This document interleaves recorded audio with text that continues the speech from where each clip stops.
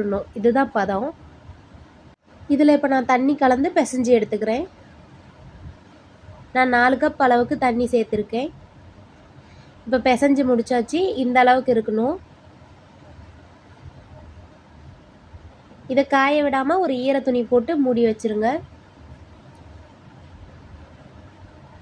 இப்போ முறுக்கு சுட ஆரம்பிச்சிடலாம். இப்போ முறுக்கு புளியறதுல நான் எண்ணெய் தடவி வச்சுருக்கேன். அப்போ தான் சைடில் ஒட்டாமல் இருக்கும். இப்போ ஒரு சின்ன உருண்டையை பிடிச்சி அதில் நான் போட்டுக்கிறேன். போட்டு மாவு மூடி வச்சிடணும். இப்போ இதை புழிஞ்சு எடுத்துக்கலாம்.